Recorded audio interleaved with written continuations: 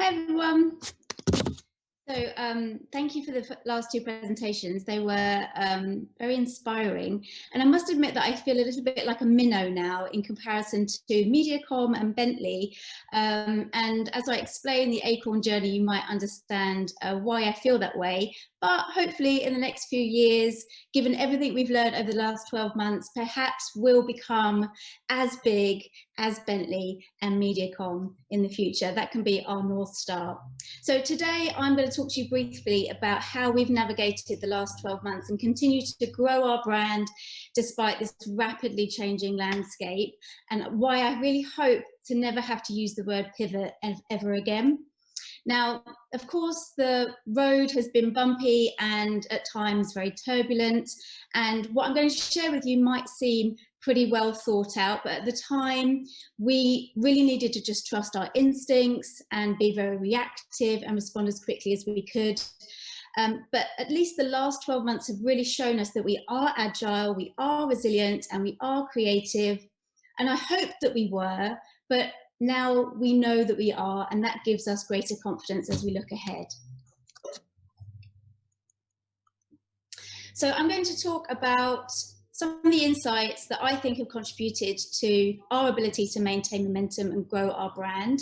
I'm going to look at how we responded to the lockdown and how we retained our customers, how we then continue to engage with our customer, and how we continue to build our business, which for a brand like Aecorn is very much rooted in cultural relevance, which is important as we continue to build mental and physical availability.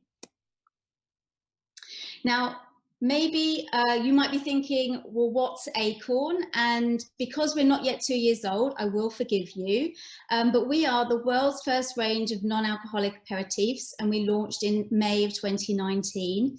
If you've ever enjoyed a spritz in the sunshine, and let's hope that we all can get back to doing that as quickly as possible, well, we're the non-alcoholic spritz brand for you. We're also the sister brand to Seedlip, which is the pioneer of the non-alcoholic category, and that was launched 5 years ago. And this is a category that is growing rapidly. To give you some idea, this category is now full of about 125 brands. We launched nearly 2 years ago, and at that time there were only 3. But I'm proud today to say that Aecorn is the #1 selling non-alcoholic aperitif brand in the UK. We have a range of 3 products: dry, aromatic, and bitter, and they are all based on English grown, Sussex grown wine grapes, so Chardonnay, Pinot Noir, and Meunier.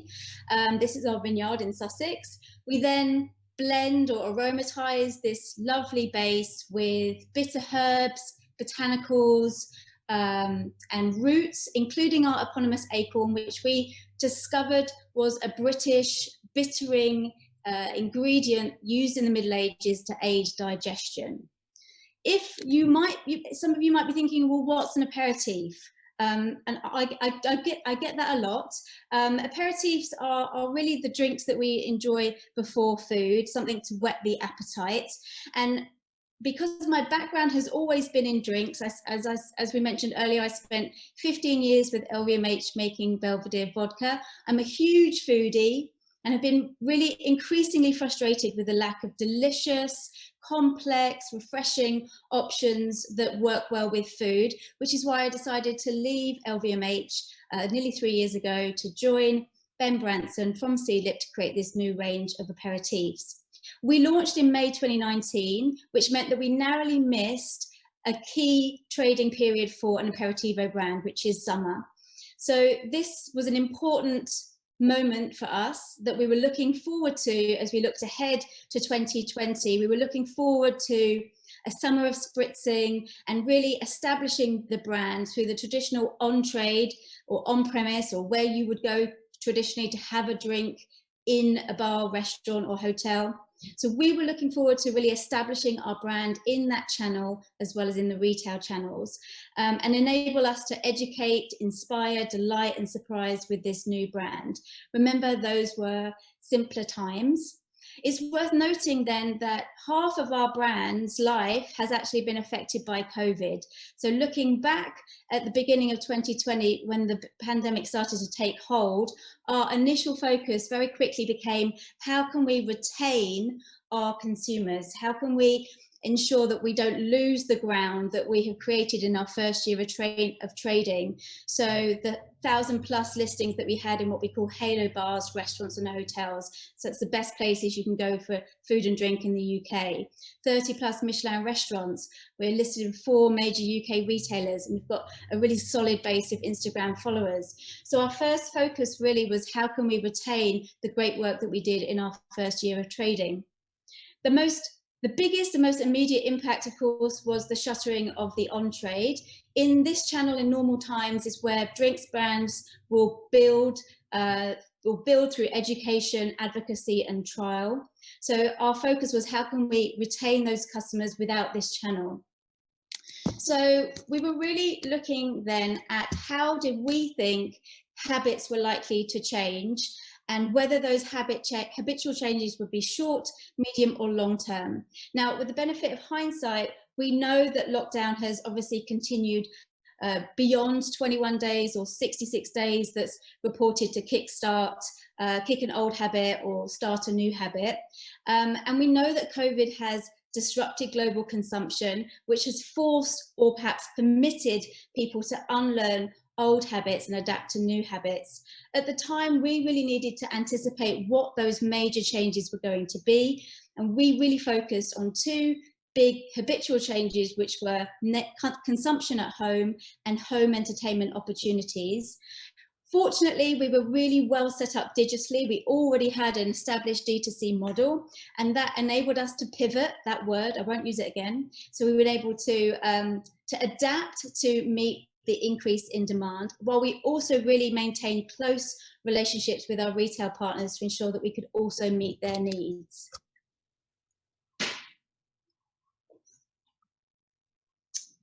So now you might remember that at the beginning of the first lockdown, the media were very, very interested in our drinking habits. And depending on what publication you were reading, we were either drinking way too much or we were really cutting back. In fact, 1 in 5 people, which was about 8.6 million adults, said they were drinking more frequently in lockdown. But to the researchers' surprise, 1 in 3 adults, and nearly 14 million people, were taking steps to manage or avoid drinking alcohol. But regardless of whatever camp you were in, our drinking habits were certainly under the spotlight, according to the media. The numbers, however, tell a very clear story. Total alcohol sales grew, surging at 19.4% to just shy of 16.2 billion, which meant an extra 2.6 billion went through the tills this year as consumers were trying to satisfy their thirst while the on-trade were closed. Wine benefited more than other categories because of its natural predisposition to it being enjoyed at home, so and particularly with food. Those moments became more of a focus. We also excitingly saw a massive leap in home experimentation, with interests in cocktail making growing exponentially. I wonder if anybody here experimented with making cocktails over the last 12 months. You perhaps are one of the 43% of people who attempted to make cocktails at home in the first lockdown. So the situation we faced, and not as this is not new news to anybody, the situation we faced is that our consumer was at home looking for entertainment, very much looking to recreate the on-trade experience in our homes and our kitchens, thinking about their health and their consumption habits, and crucially feeling very empowered and excited to experiment. So we knew as a new brand, we were able to offer our existing consumers and recruit new consumers to give them what they were missing, as well as tick that important health and wellness box that was something increasingly consumers were searching for.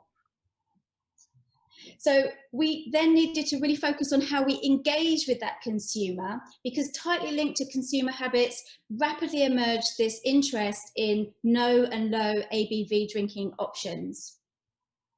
No and low cocktails in particular exploded, and the spritz as a no or low ABV option emerged as a key driver, with the aperitif category exploding by 44% year on year.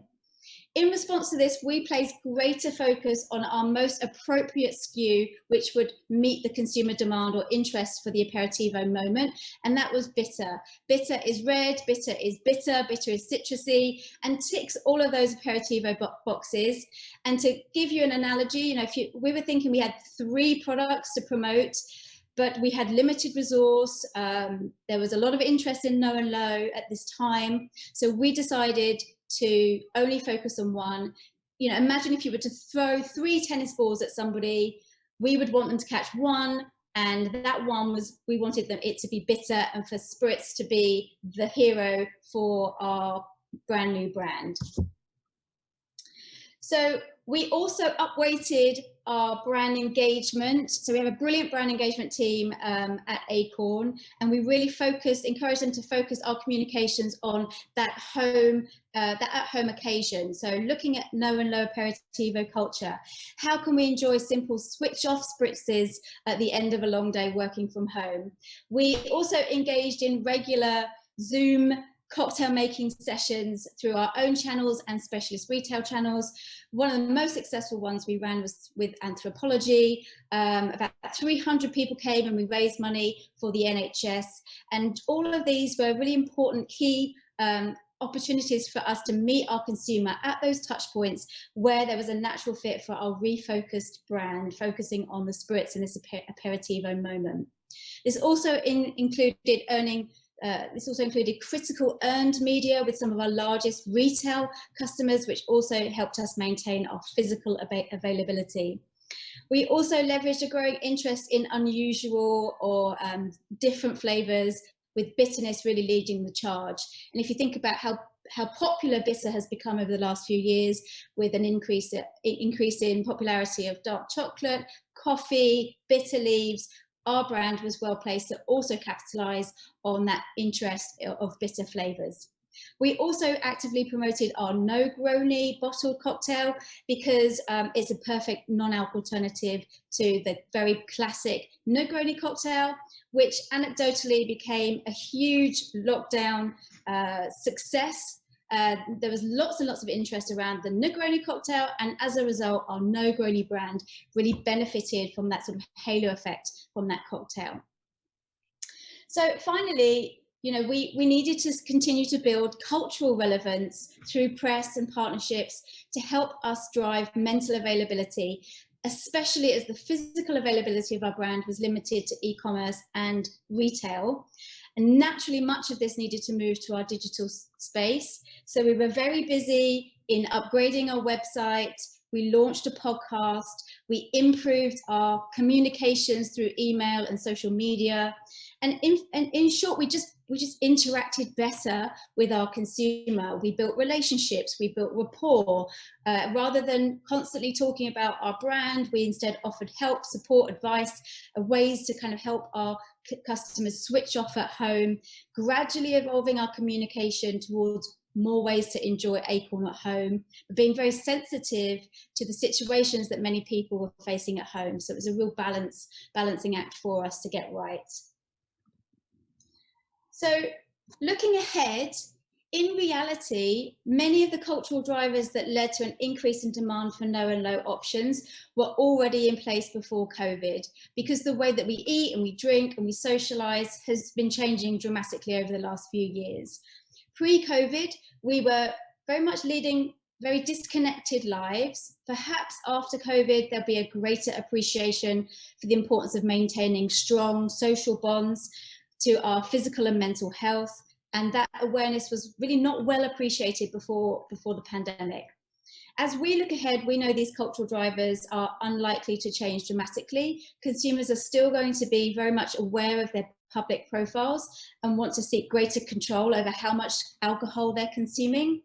They'll continue to demand low and no ABV options, maybe even more so, to enable them to connect more meaningfully without having to compromise on taste or experience. Yesterday, in fact, Spirits Business reported that sales of no and low ABV spirits increased to almost 38% over the last 12 months between 2019 and 2020. So as I mentioned earlier, this is a category that shows no signs of slowing down. Simply put, after COVID, our habits will have changed. Our everyday habits will have changed, with more of us working from home in the future. The ability for us to switch off at the end of the day with something no or low ABV will become a necessary ritual. Sessionability, so lighter, brighter, the ability to drink for longer will become more important. So drinks that are complex or multifaceted enable us to drink at different moments of the day, perhaps earlier in the day, without having to suffer the social or physical consequences. That will become a focus as well. And finally, there has never ever been more focus on our own physical and mental health and well-being, with the consumer desire to protect and sustain it. So what we consume in the future, now more than ever, will be about balancing our healthy choices. All of these dynamics point to an opportunity for us to meet our consumer where they are, with drinking options that enable them to balance their competing needs and desires. So it's our responsibility as a new brand to continue to, our responsibility/challenge, it will be to continue to ensure that we can provide them with these delicious options, so that we're always delivering against their expectations. For Aecorn, drinking to connect is one of our guiding principles, because we understand that deep social connections are really strengthened by joyful spontaneity and time spent together connecting over great food and great drinks. So let's really hope that we can all get back to that great stuff as soon as we safely can. Thank you.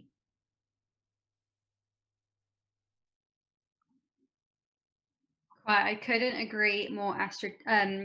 Claire, thank you so much for that. Now we're on to the Q&A portion of the session. So my first question is for Astrid. Bentley is such a classic brand. I mean, it's 100 years old. What's your top tip to adapting for the future without losing your heritage? I think for us, the heritage will always remain with the car, because what makes us Bentley, I think, sorry, let me start. You need to define as a business, what are your core competencies? For what do you stand? And for us at Bentley, for example, one major topic for Bentley that will always remain is craftsmanship. So when many other automotive manufacturers go down the line to just purchase all the pieces from various sources, for us the topic is to remain the craftsmanship here locally in Crewe, of people still doing the stitching here. We have the wood shops here, and that's really what stays at the core for Bentley, that you will always buy a piece of British luxury, British made. And no matter what the car, if it's an SUV, if it's a sports car, there are these pieces that just will remain uniquely with the brand. Great, thank you. Claire, is relevance restricted by the current Ofcom rules? Oh, good question. I think that, you know, we need to maintain relevance wherever we can, and so for us that is being at our consumer touch points. So as I mentioned, you know, through social media, through our other channels, you know, we need to be engaging with our consumer to build that cultural relevance for them, so that they understand that they have an option to switch from an alcoholic option over to a non-alcoholic option. So that's our focus at the moment. Great. Sue, how do you measure belonging within an organisation? It's very important to measure it, and we suggest that everybody surveys. So it has to be an anonymous survey. It's not something that you can say about your team. You can't go out there and go, yes, no, my team definitely belongs, because you actually don't know how they're really feeling. So it's something that you have to ask people privately, and I think you need to monitor it. And I think if you don't monitor it, then what you get is you get the board's idea of whether everybody belongs or not, and not everybody that works for the company. And this has to be a feeling that comes from people's hearts. Perfect. So once you've reached the North Star, Astrid, someone wants to know, how are you then setting up a culture of continuous improvement to embed in that culture and DNA of the organisation? Good question. I just came actually this morning from our board strategy workshop. So it's something that we do constantly, not just as a board, but as well we have a strategy circle and we have, of course, the functions. And it's just an ongoing topic for us, right? That we look at our North Star, we look at our Beyond 100, we look at the actions we had identified, and we always stress test them. We stress test them regarding the environment, the competitors, what else is coming to the market. Are we still relevant? Are we still on track? I think that the North Star is reaching this leader in sustainable luxury mobility is a clear long-term vision. But the path to get there, you always have to stress that you're on the right way, because there are too many things that are changing in the environment. We are not living in a stable world, right? We just have seen it over the last 12 months. And when we reach it, when we are the leaders, I'm sure there is a new challenge out there that we have to identify in order to keep us relevant to the customers. Great. And Claire, you know, Diageo recently, or not recently, I think it was like a year ago now, they purchased a majority stake in the business. How has it since kept its entrepreneurial spirit? Well, Diageo as a company are a very entrepreneurial company. I don't think you get to be the size of Diageo without having that at the heart of everything that they do. For us as a very small brand within a much larger organization, it's important for us to really maintain that energy and that dynamism, and to not lose sight of our North Star, and to encourage, you know, the people that we work with to come on our journey with us. So that's, you know, to Ash's point, continuing to over communicate on what our values, our goals are. And there's a lot of energy and excitement within the Diageo business for the no and low opportunity. So I think the entrepreneurial spirit is very much alive and kicking. And by bringing Sealip and Aecorn into that business, really demonstrates how much entrepreneurial spirit there is within Diageo. Perfect. And then Sue, so someone's commented that they feel that age diversity is often overlooked, whereas gender, ethnicity, disability are often part of core D&I agendas. So what is MediaCom's stance on this? How do they approach it? So we have, I think, 12 employee resource groups that each have a exco or senior management sponsor, and one of them is an age one, so all ages. One of the interesting things that we found from the research that was done for the book actually is that it is the under 24s who feel most alien from office culture, rather than the over 55s or the over 50s. So I think it's worth making that point as well. But our approach at MediaCom is that we are a young company, but during our microaggressions training, during our microaggressions and allyship workshops, very frequently age discrimination came up from older people, so that people were saying, oh, I said, you know, I didn't know how to use this new bit of technology, and someone said back to me, oh, don't be such a dinosaur, and that they felt that was a personal comment that was kind of about their age, whereas it was just that they were slow to pick up a particular technique. So it's something that we're very conscious of, and allyship training I think is really important, standing up for each other, not being a bystander. And it's only if everybody takes that approach. And we've got a good culture of it at MediaCom. As I say, it can always get better. And the other thing that I should say as well is that belonging measurement does need to be looked at through the lens of actual diversity figures. Because if you've got a team or a group and they're all 30-year-olds who are, you happen to all be rugby players, then you're going to have a really strong sense of belonging amongst that group. What you need to understand is who's in the group in the first place and why, and then how are they feeling. It's sort of like an index. You want the diversity metric and the belonging metric to turn into a belonging index. But I think, you know, that there is not one of the keys for me to unlocking empathy in terms of diversity and inclusion and how other people are feeling is to uncover how everyone sometimes feels excluded.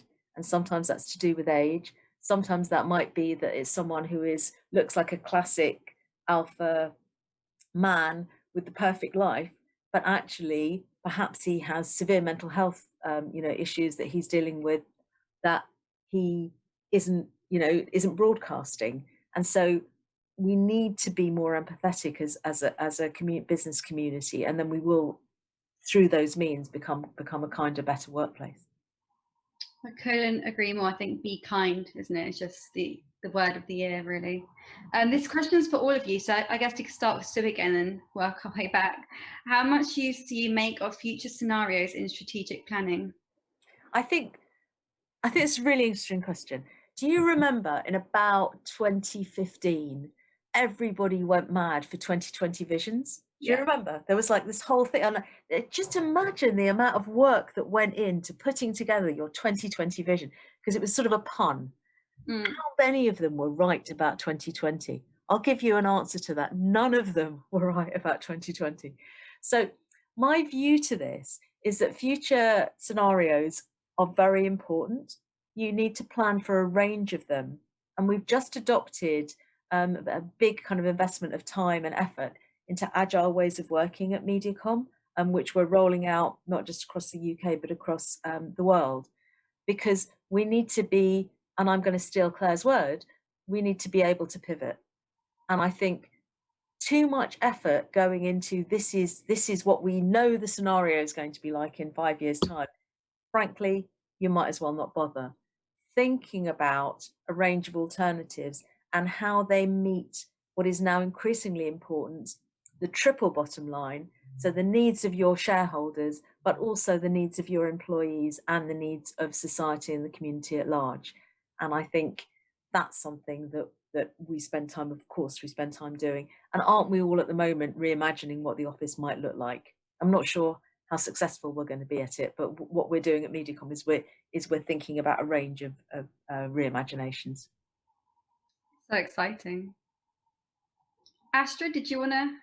Oh, sure. Yeah, regarding, I think scenario planning is for us just a normal tool almost on your operational, but also on your strategic level. But for example, just take right now, for us, the planning on when can we bring over 2,000 people back on site. Right now, we only have the people on site that have to work on site. Everybody else works remotely.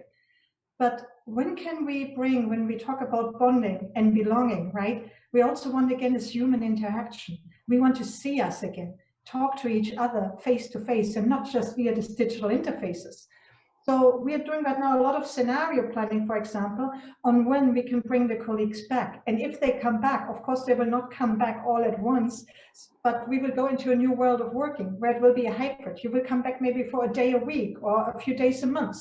So we do right now a lot of planning here and thinking through the scenarios on what could work and when it might start.